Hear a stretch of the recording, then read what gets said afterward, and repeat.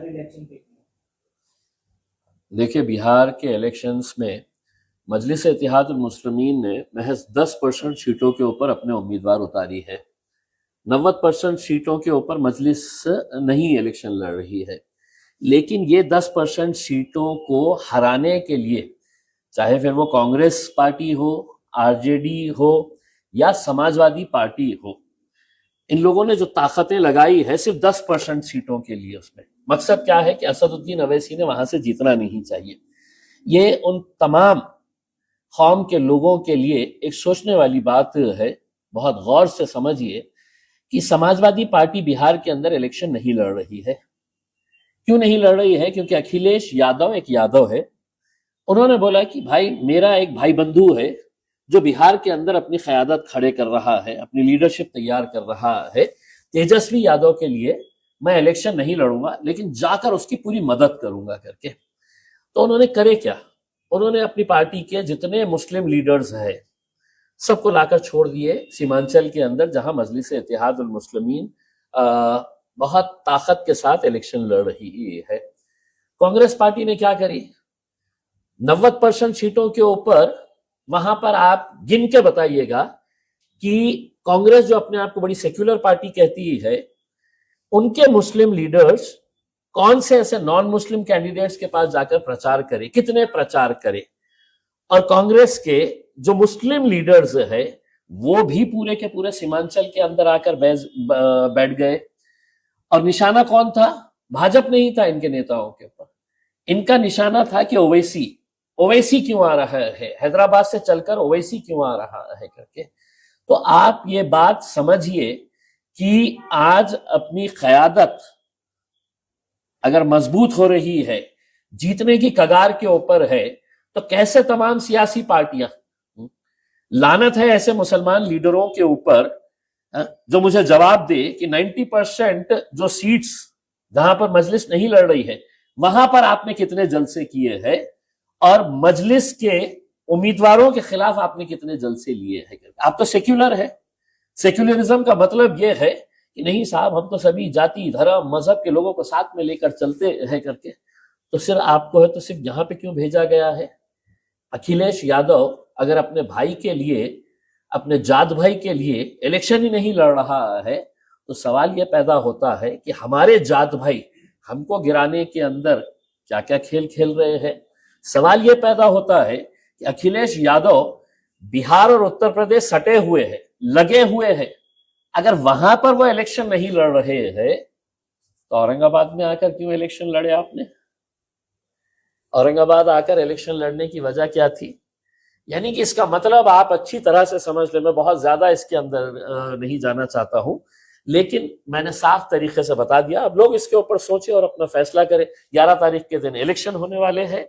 निकले अपने घरों के बाहर और किसी और पार्टी को नहीं, जहां मजलिस है वहां पर मजलिस को वोट दे और बाकी 90% सीटों के ऊपर जो उम्मीदवार है, जिसको देने का है, आप दे दीजिएगा। तरीके से आरोप कंटिन्यू लगा रहे हैं, मामला खत्म होने का नाम नहीं ले रहा है। जहां से शुरुआत हुई कि एमआईएम का बीजेपी का गठबंधन कब टूटा, लेकिन उसके बाद हाल ही में उन्होंने कई स्टेटमेंट दिए, आपने उनका जवाब भी दिया। आखिरकार क्या कांग्रेस एमआईएम महाराष्ट्र में हो या हिंदुस्तान भर में कभी एक साथ देखने के लिए मिलेगी नहीं, या इमरान प्रतापगढ़ी को कांग्रेस ने छूट दे दी है? मैं सिर्फ आपके जरिए सवाल पूछ रहा हूं कि कांग्रेस के इतने बड़े नेता, हेलीकॉप्टर में घूमने वाले, उन्होंने नॉन मुस्लिम कांग्रेस के या आरजेडी के कैंडिडेट्स के खिलाफ कितनी सभाएं ली है? हर रोज उठे सुटे, कभी अमोर में आ जा रहे, कभी वैसी में आ जा रहे, कभी कोचा धामन में आ जा रहे, कभी किशनगंज के अंदर आ जा रहे हैं। भाई, हम तो 10 सीटों के ऊपर लड़ रहे हैं ना। आपने अपनी पार्टी से कहना चाहिए था कि भाई, हमारी तो सेक्युलर पार्टी है, मुझे आप क्यों मुसलमानों का लीडर बना रहे? अगर मुसलमानों का लीडर बनना होता तो मैं तो एमआईएम के अंदर गया होता। मैं तो सेक्युलर लीडर हूं। तो सेक्युलर लीडर, मुझे आप पटना में भेजाइए, मुझे आप दूसरे शहरों के अंदर भेजाइएगा बिहार के, और वहां पे मेरी सभा कराइएगा। लेकिन आपको जानबूझकर जब यहां पर भेजा जा रहा है, तो आप समझ लीजिएगा कि कांग्रेस हो, आरजेडी हो या समाजवादी पार्टी हो, इनकी मंशा और इनकी नीयत क्या है। कुंभ मेला इस साल महाराष्ट्र में होने जा रहा है, तो कई सारे पॉलिटिकल लीडर्स जो है उनका स्टेटमेंट ऐसा आ रहा है कि मुसलमानों को एंट्री नहीं देना चाहिए, ना कोई कारोबार के लिहाज से। नीतीश राणे ने इस पर सवाल उठाया कि दुकानें नहीं बनाने। देखिए, नीतीश राणे की हुकूमत नहीं है, नीतीश राणे एक चिंदी चोर लीडर है महाराष्ट्र का, और उसने अगर कोई बयान दिया है तो इसका मतलब ये नहीं है कि वो हुकूमत का बयान है करके। और इसका जवाब मेरे से लेने से बेहतर ये है कि आप जो मुसलमान आज सत्ता में बैठे हुए एक नेता के तलवे चाटने के पीछे जो भाग रहे हैं, अजीत दादा, अजीत दादा, दादा मतलब हमारे दादा से बढ़कर हमारे दादा, मौका मिला तो हम इनको पप्पा भी बोल देंगे, हमारे अब्बा भी बोल देंगे। तो उनसे जाकर ले, जो कहते हैं कि नहीं साहब मुसलमान मुसलमान मुसलमान लीडर, उनके पास भी जा रहे हैं ना। तो आप ये सवाल मुझसे क्यों कर रहे हैं? हुकूमत में मैं बैठा हुआ हूं क्या?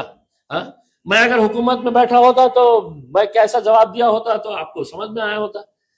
भाई उसने बोला, सरकार का एक एमएलए है, मिनिस्टर है, उसको क्या जवाब देने का है? वो आप है तो अपने दूसरे जो अलायंस पार्टनर्स के अजीत दादा है, और मेरे से बेहतर यहाँ पे उनके जो मुसलमान लीडर आप घूम ले रहे हैं, उनसे जाके पूछिएगा सवाल आप कि साहब आपको तो वहां पे दुकान लगाने भी नहीं दे रहे हैं करके, और आप लगे हुए सुबह दोपहर शाम, साजिद पवार जिंदाबाद जिंदाबाद जिंदाबाद। कर्नाटक बेंगलोर एयरपोर्ट पर एक बीजेपी के लीडर ने एक वीडियो क्लिप सोशल मीडिया पर डाला है जिसमें एयरपोर्ट पर नमाज पढ़ते हुए दिखाई दे रहे हैं, और उसमें ये लिखा है कि ये राज्य सरकार की मुफ्त तमाचा है एयरपोर्ट पर नमाज पढ़ना। देखिए, घटिया लोगों की घटिया सोच, घटिया समझ है। नमाज 2 मिनट के लिए होती है, उसके अंदर नमाज पढ़ रहे हैं, उसमें कोई नहीं है इलेक्शन के वक्त में। देखिए, ये जैसे राणे टाइप के जो लोग हैं ना, वो कर्नाटक में भी है, वो दिल्ली में भी है। इनकी मानसिकता, ये सब इनके दिमाग का अगर आपने स्कैन करे, अगर इनका सीटी स्कैन अगर निकाले दिमाग का, तो मैं दावे के साथ कह सकता हूं कि उसमें भेजा नहीं मिलेगा, गोबर मिलेगा। आप चेक करवा लीजिएगा। मैं नीतीश राणे को चैलेंज कर रहा हूं, तो एक मर्तबा सीटी स्कैन निकाल, और निकाल के है तो तू वो रिपोर्ट है तो सोशल मीडिया के ऊपर डाल। हम दावे के साथ बोल सकते हैं कि तेरा मेंदू जो होता है ना भेजा, वो भेजे की जगह गोबर है तुम्हारे दिमाग में भरा हुआ। सर, महाराष्ट्र में 5 करोड़ का जो जमीन घोटाला निकला है, 12 कंपनियां और ऐड होगी उसमें, और पूरी राष्ट्रवादी दोनों भी भतीजे को बचाने के लिए मैदान में उतरी है। आप कैसा देखते हैं? नहीं, बाप खुद बोल रहा है मेरे को तो मालूम ही नहीं, मेरे को अच्छा 300 करोड़ का अच्छा ले लिया उसने जमीन, अच्छा मेरे को तो पता ही नहीं है करके उसने। मतलब ये सोच लीजिएगा कि उनके लिए ऐसा लग रहा है कि 300 करोड़ कहते पड़े होंगे ड्रॉर फ्लावर में, निकाला जाके कुछ तो भी जमीन खरीद के लेके आ गया। मतलब वो जब स्टेटमेंट पढ़े हमने, जब हमने उनका स्टेटमेंट सुने, तो मैं फौरन मेरा हाथ जो है ना वो कान के पास लगाया, बोला कि कान में बीड़ी वीड़ी तो अटकी भी नहीं है हमारी, कि हमारे को कुछ अकल ही नहीं है हमारा। भाई आप समझ क्या रहे हैं जनता को? आप देखिएगा सरकार में बैठे हुए लोग, ये यहाँ के एक मंत्री है संजय सिरसाट साहब, उनके घर में उनके बेडरूम के पास इतना बड़ा बैग मिला, उसमें मेरे को नोटा दिख रहे, पत्रकारों को नोटा दिख रहे, और ने बोला नहीं कपड़े हैं करके। तो मैं बोला या अल्लाह, ये ऐसे कपड़े हमको कब मिलने वाले हैं करके, ये कपड़े हम भी पहनना चाहेंगे करके उसने। तो अब उन्होंने ऐसा समझ लिया है। दादा बोले मेरे को पता ही नहीं, मला माहितच नाही, काही काय झालं, कधी झालं मला माहितच नाही, 3 महिन्यापूर्वी मला असं। तर असे प्रकार, ये जो ऐसे जो मामला थे ना, उसमें सिर्फ एक निकला है। इनके मंत्रियों को अगर एक एक को अगर खंगालेंगे, तो हर एक के ऐसे प्रकरण निकलेंगे, उसमें हर एक के प्रकरण निकलेंगे। अब तो मैं ये कहूंगा कि महाराष्ट्र के जितने अधिकारी हैं, तहसीलदार हो, तलाठी हो, जितने भी जो जमीनों के मामलात के अंदर, इन्होंने स्ट्राइक कर देना कि बोलना पैसा इनने खा रहा और सस्पेंड हमको किया जा रहा है करके। भाई कोई अपने मर्जी से करेगा? तो अधिकारियों को भी ये समझना चाहिए कि बेटा जब बात आएगी ना, तो तुम्हारी नौकरी जाएगी। नेता तो हाथ ऊपर कर डालेगा, बाप बोलेगा मेरे को मालूम ही नहीं है क्या है करके, और बेटा इतना भोला कि उसे मालूम ही नहीं था कि वो सरकारी जमीन है करके। 500 रुपये में इन्होंने लिए। ये हमारे भोमरे साहब ने कितने में लिए थे वो? हिबानामा करके, वो भी 500-200 रुपए की बॉन्ड पेपर था ना उसके अंदर। 500 रुपए की बॉन्ड पेपर था ना, तो उस पर ले लिए। सर, भोमरे साहब को सांसद रत्न जाहिर हुआ है, कैसा देखते हैं आप कि इतने कम समय में? नहीं, मेरी नाराजगी है इस बात को लेकर कि जो शख्स दुनिया में इतना मशहूर है, इंटरनेशनल लेवल के ऊपर, वो अगर कोई अवार्ड का हकदार है, तो मेरे हिसाब से कोई इंटरनेशनल जो अवार्ड रहेगा, जो दुनिया के अंदर, जैसा मैक्सेसे अवार्ड होता है, नोबल पीस प्राइज होता है, इनका पीस से कोई लेना देना नहीं है, नोबल पी प्राइज हो सकता है उसके। तो तो इनको ये संसद रत्न क्या है? इन्होंने जिस दिन चुन के आ गए थे तो मेरी नजर में तो उसी दिन रत्न हो गए थे वो। हाँ? और उनके साथ साथ उनको जिन जिन लोगों ने वोट किए हुए हैं उनको भी अवार्ड मिलना चाहिए उसके अंदर। मेरी मेरी ये मांग है सरकार से। सर बिहार इलेक्शन में आप 10 जगह चुनाव लड़ रहे हैं, अगर अच्छा स्ट्राइक रेट आता है तो आप राज्यसभा पर जा सकते हैं, ऐसी उम्मीद हो रही है? नहीं, देखिए ये लोग अपने तौर के ऊपर उनकी दीवानगी उनकी मोहब्बत है, उसमें ऐसा कोई ये नहीं है कि राज्यसभा की कोई सीट मिलेगी। और हमारे लिए अब ये मायने नहीं रखता है साहब कि आप लोकसभा में जाइए, राज्यसभा में जाइए, मंत्री बन जाइएगा करके, ये कोई मायने नहीं रखता है। हमने जाके मेहनत किए है, कोशिश किए है, और अब ये उम्मीद कर रहे हैं कि बिहार की और खासतौर से सीमांचल की आवाम जो है वो मजलिस के साथ पूरी ताकत के साथ खड़े रहेगी। मनोज जहान ने पार्टी की हत्या की साजिश रची गई थी, ऐसा ये मैंने कुछ पढ़ा है इसके बारे में, लेकिन चूंकि मुझे बहुत ज्यादा जानकारी नहीं है, मैं बिहार में था, तो इसके बारे में पूरा पढ़ने के बाद मैं कमेंट कर सकता एक सवाल ऐसा भी है कि मनोज जरांगे को छेड़छाड़ सिक्योरिटी की जाए, ऐसी ये हो रही है, मांग हो रही है, आप कैसे देखते हैं? हूँ। चूंकि मैं है तो इस बारे में कि वो उसके अंदर कितनी सच्चाई है क्या है करके, मैं चूंकि बिहार में था और मुझे बिल्कुल मौका नहीं मिला है, तो भाई एक समाज का लीडर तो बन के उभरा है, वो अपने समाज की लड़ाई लड़ तो रहा है उसमें। यकीनन हर इंसान के जान की सुरक्षा जो है वो सरकार ने लेनी चाहिए, हिफाजत करनी चाहिए उसके अंदर। अगर जरांगे पाटिल साहब को ऐसा लगता है कि भाई इनको सुरक्षा मिलनी चाहिए तो मिलनी चाहिए। हमारे शहर में तो ब्लैक करने वालों को भी है तो सुरक्षा दे देती है पुलिस, 2 नंबर के धंधे करने वालों को भी सुरक्षा दे देती है पुलिस उसमें। तो इतना बड़ा आदमी जो अपने समाज के लिए लड़ रहा है, उसको सुरक्षा अगर मिलनी चाहिए तो मिलनी चाहिए। जरांगे पाटिल से आपने कुछ बातचीत की कैसा? नहीं, मैं बिहार के अंदर था, मैं बिल्कुल बात करेंगे। सर आज से महाराष्ट्र में लोकल बॉडी के लिए नॉमिनेशन शुरू हो चुका है, ये मैच का क्या स्टैंड है सर? आप आज से शुरू हुआ। देखिए मैंने है तो महाराष्ट्र के अंदर एक टीम तैयार किया है, और वही टीम पूरा इख्तियार उनके पास दिया गया है कि आपको एक लीडरशिप अगर डेवलप करना है तो उनके ऊपर एक जिम्मेदारियां भी देना पड़ेगा, और जिम्मेदारियां पूरी ताकत के साथ देना पड़ेगा, सिर्फ कागज के ऊपर नहीं है उसमें। तो मैंने एक चैलेंज इनके ऊपर दिया हो कि भैया ये इलेक्शन जो है वो हमारी टीम लड़ाएंगी, हमारे समीर साजिद साहब हो, वसीम भाई हो, और भी उसके अंदर जो भी जिम्मेदार लोग हैं वो सब मिलके ये इलेक्शन लड़ाएंगे। मेरा सिर्फ मकसद यही है कि हमको नतीजे चाहिए उसके अंदर, जो डिलीवर करेगा वो मजलिस के अंदर आगे भी बढ़ेगा और टिके भी रहेगा, और जो मुझे फोर्स करेंगे कि साहब ये इलेक्शन लड़ाना है करके, तो हमने लोगों से ये कहा है कि हम आपसे एक अंडरटेकिंग लेंगे। अगर आप किसी जिले के ऑब्जर्वर है, इंचार्ज है, तो आप एक अंडरटेकिंग देंगे हमारे को, और उस अंडरटेकिंग के अंदर ये बताएंगे कि साहब ये इलेक्शन लड़ना जरूरी है और हम जीत के आएंगे। तो वो अंडरटेकिंग अगर मिल जाएगा तो इलेक्शन लड़ा लेंगे हम उनके बोलने के ऊपर।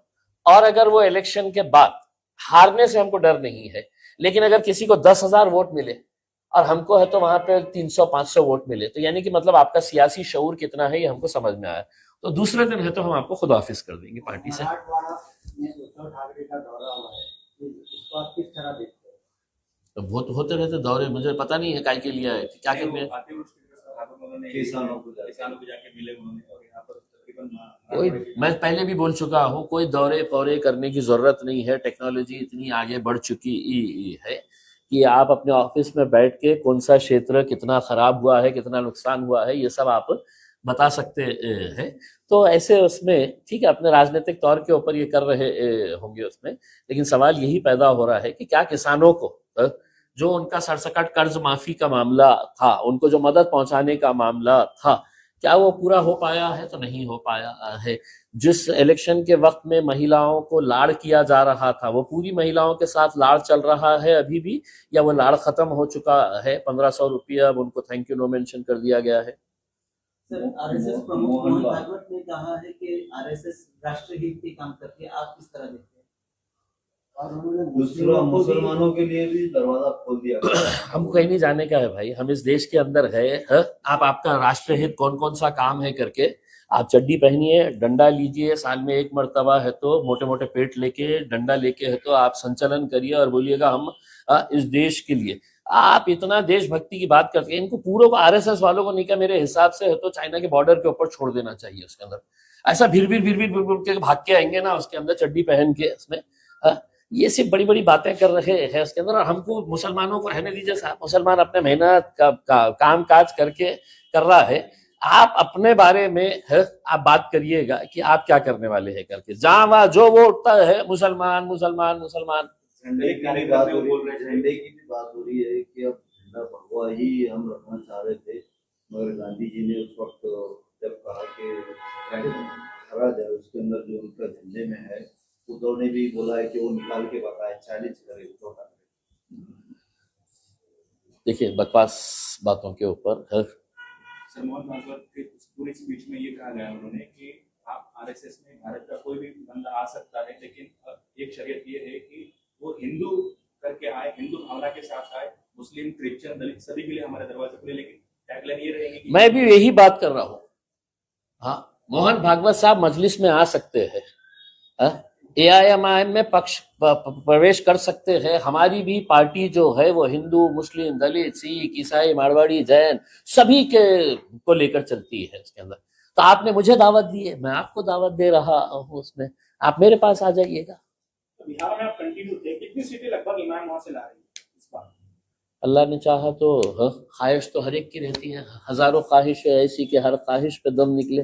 कोशिश तो हर सीट के ऊपर की गई है, अब आवाम तय करती है कि अंदर जाने के बाद बटन किसका दबाएंगे और किसको भिजाएगी करके। उसमें हमारा काम मेहनत करना है, और हमने तो बहुत शिद्दत के साथ मेहनत की। दुआ करिएगा अल्लाह वो वक्त दिखा दे कि जिस तेजस्वी यादव और राहुल गांधी ने असदुद्दीन अवैसी को कहा कि बिहार के अंदर हम तुमको 6 सीट भी नहीं दे सकते, अगर वो 6 सीट दे देते तो हम 6 सीट के ऊपर लड़े होते। हमने लिख के दिए थे कि हमको सिर्फ 6 सीट दे दें करके, लेकिन उन्होंने कहा कि इनका वजूद ही नहीं है, इनकी कोई पहचान ही नहीं है, इनको कौन एमआईएम को वोट करने वाला है करके। उसमें अब इंशाअल्लाह 14 तारीख के दिन जब नतीजा आए तो हमारी अल्लाह से यही दुआ रहेगी, यही तेजस्वी और यही राहुल गांधी दारुसलाम के ऊपर आना चाहिए, और असदुद्दीन अवैसी साहब को बोलना चाहिए कि साहब अब आइए ना, थोड़ा हमारे को आपके MLAs की जरूरत पड़ने वाली है।